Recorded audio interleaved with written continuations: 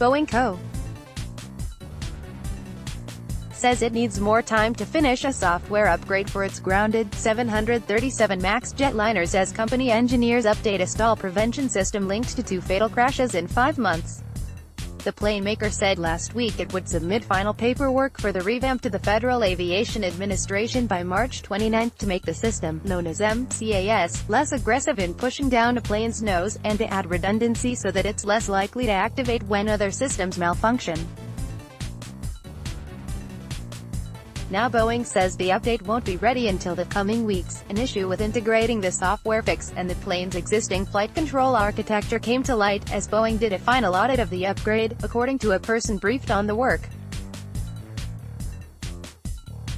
Ensuring that MCAS will perform as desired while not interfering with existing flight controls isn't expected to be a significant challenge, said the person, who wasn't authorized to speak about the work and asked not to be identified. We are working to demonstrate that we have identified and appropriately addressed all certification requirements and will be submitting for FAA review once completed in the coming weeks, Boeing said in an email Monday.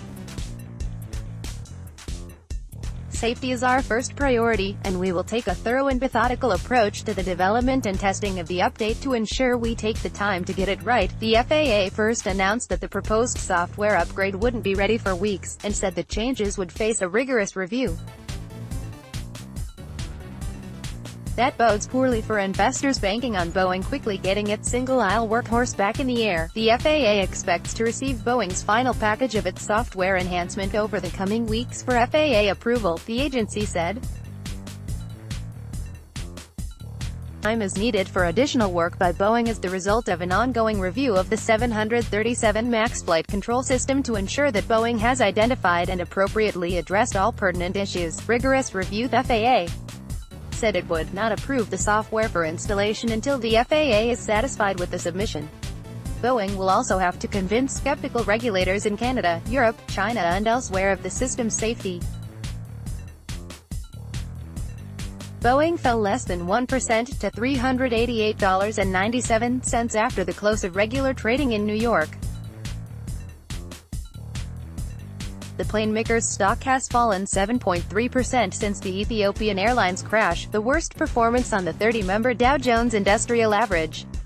On Monday evening, the House Committee on Transportation and Infrastructure said it had sent letters to both Boeing and the FAA asking for records related to the certification of the Boeing 737 MAX aircraft. Understanding where things went wrong is critically important because tragedies like this should not happen, the committee chairman, Pete DeFazio, an Oregon Democrat, said in a statement.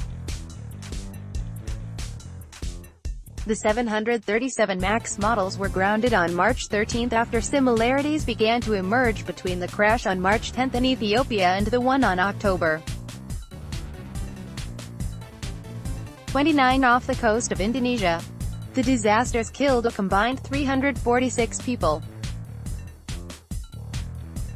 Pushdown and the first crash, the computerized safety system known as MCAS, for maneuvering characteristics augmentation system, repeatedly attempted to push down the nose of a Lion Air jet as the result of a faulty sensor. In the second, MCAS was also activated on an Ethiopian Airlines plane, according to reports last week in Bloomberg News and The Wall Street Journal. Boeing to describe the software patch and the months of testing in a briefing with reporters March 27 and a separate event the same day with pilots and industry officials. Submitting the final paperwork to the FAA would be the last step in a certification plan the company outlined for the agency on Jan.